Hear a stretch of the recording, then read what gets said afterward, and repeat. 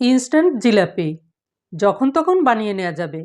দেখতে একদম দোকানের মতো না হলেও খেতে কিন্তু দোকানের চেয়েও অনেক মজার। আমার যখনই মিষ্টি খেতে মন চায় তখনই আমি বানিয়ে নিই, কারণ এটা বানিয়ে নেওয়া অনেক সহজ। জিলাপিগুলো দেখে নিশ্চয়ই বুঝতে পারছেন কতটা রসালো এবং লোভনীয়। জিলাপি বানানোর শুরুতেই চিনির শিরাটা তৈরি করে নেব। তার জন্য একটি কড়াইয়ে নিয়েছি 2 কাপ চিনি এবং 2 কাপ পানি। এর মধ্যে দিয়েছি 2টি থেতো করা এলাচ। তারপরে চুলার জালটাকে ধরিয়ে দিয়ে নেড়েচেড়ে জাল করে নেব। চিনির শিরাটা ঠিকঠাক মতো না হলে কিন্তু জিলাপিগুলো ভালো হবে না। শিরাটা কেমন হবে চেক করার জন্য আমি একটি প্লেটের উপরে কিছুটা শিরা নিয়ে ঠান্ডা করে নেব, কারণ গরম শিরা চেক করলে বোঝা যাবে না। ঠান্ডা হলে 2 আঙ্গুলে চিনির শিরাটা লাগিয়ে এভাবে চেক করে নিতে পারেন। কোনো একতার হবে না, কিন্তু 2 আঙ্গুলে এভাবে লেগে লেগে থাকবে। শিরাটা যদি বেশি আঠালো হয় তাহলে জিলাপির মধ্যে শিরাটা ঢুকবে না, আর যদি পানি পানি হয় তাহলে কিন্তু নরম হয়ে যাবে। তাই শিরাটা ঠিকঠাক মতো তৈরি করতে হবে। প্রায় 4 থেকে 5 মিনিটের মতো জাল করে নিয়েছি। তারপরে 1 চা চামচ লেবুর রস দিয়ে শিরাটাকে নামিয়ে নেব এবং চুলার জালটাকে বন্ধ করে একটি ঢাকনা দিয়ে ঢেকে রাখব। এখন জিলাপির জন্য ময়দার ব্যাটারটা রেডি করে নেব। তার জন্য একটি মিক্সিং বোলে নিয়েছি 1 কাপ ময়দা, নিয়েছি 1 টেবিল চামচ বেসন, তারপরে 1 টেবিল চামচ ঘি দিয়ে এগুলোকে ভালো করে মিশিয়ে নেব। এরপরে এর মাঝে নিয়েছি 1/4 কাপ টক দই এবং 1/4 চা চামচ বেকিং সোডা, অর্থাৎ 1 চা চামচের 4 ভাগের 1 ভাগ। এখন অল্প অল্প পানি দিয়ে একটি ঘন ব্যাটার তৈরি করে নেব। একবারে অনেক বেশি পানি দেওয়া যাবে না।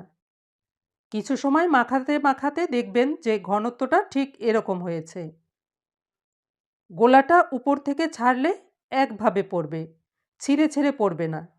তখন বুঝতে হবে ব্যাটারটা একদম রেডি। এখানে 1 কাপ ময়দার জন্য আধা কাপ পানি লেগেছে। আপনাদের কম বেশিও লাগতে পারে, কারণ টক দই যদি পাতলা থাকে সেক্ষেত্রে পানিটা কম লাগবে। এরপর একটি সসের বোতল নিয়ে অর্ধেকটা ব্যাটার আমি ভরে নিয়েছি। বাকি অর্ধেকটা ব্যাটার একটি জিপলক ব্যাগে ভরে রাখব। এখন জিলাপিগুলো ভেজে নেব। তার জন্য চুলায় একটি ছড়ানো ফ্রাই প্যানে তেল গরম হতে দিয়েছি। তেলটা অন্তত হাফ ইঞ্চি থেকে 1 ইঞ্চি পরিমাণ হতে হবে, এর থেকে বেশি দেওয়ার দরকার নেই। তেলটা ভালো করে গরম করে নিয়েছি। তেলটা ঠিকমতো গরম হয়েছে কিনা তাই 1 ফোঁটা ব্যাটার এই তেলের মধ্যে ছেড়ে দেখে নিচ্ছি। দেখুন ব্যাটারটা তেলের উপরে ফুলে ভেসে উঠেছে, তার মানে তেলটা ঠিকঠাক মতো গরম হয়েছে। এখন জিলাপিগুলো বানিয়ে নেব। আমি খুব একটা ভালো পারি না, তবে প্যাঁচটা যেমনই হোক না কেন সমস্যা নেই, খেতে কিন্তু অনেক মজার ছিল। এগুলো করতে করতে একসময় হয়ে যাবে। এটা প্র্যাকটিসের ব্যাপার, তাই না? চুলার জালটাকে মিডিয়াম আঁচে রেখে জিলাপিগুলোকে ভেজে নিতে হবে। কয়েকটি তেলে দেবার পরে জিলাপির নিচের সাইড যখন ব্রাউন কালার হবে তখন উল্টিয়ে দিতে হবে।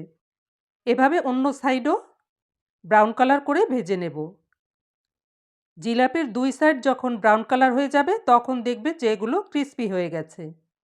তারপরে জিলাপিগুলো তেল থেকে তুলে নিয়ে সঙ্গে সঙ্গে চিনির শিরায় ছাড়তে হবে।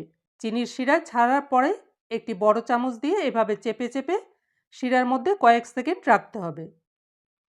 আর হ্যাঁ, জিলাপিগুলো চিনির শিরায় দিবার আগে দেখে নিতে হবে যেন শিরাটা হালকা গরম থাকে, ঠান্ডা না থাকে।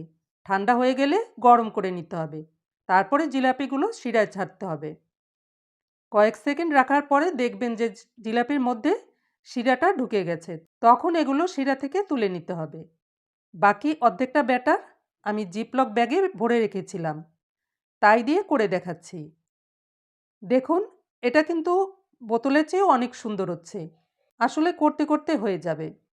একই পদ্ধতিতে সব জিলাপিগুলো আমি ভেজে নিয়েছি। আপনারাও আমার মতো ট্রাই করে দেখতে পারেন। ভিডিওটি কেমন লেগেছে?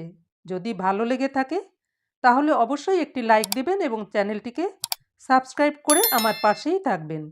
দেখলেন তো আগের থেকে এখন আরও সুন্দর হচ্ছে।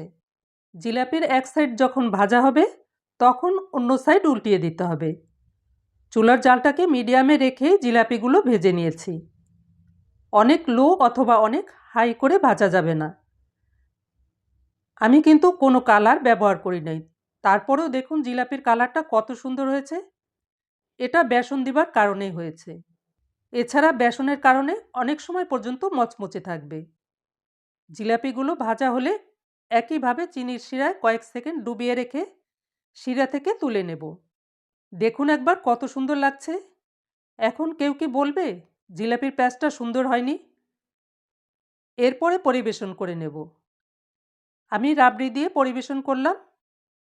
আমার কিন্তু আর তর সইছে না, একটা খেয়ে নিচ্ছি। আহ, কি যে মজা! আপনারা অবশ্যই ট্রাই করবেন এবং এর মজা নিবেন।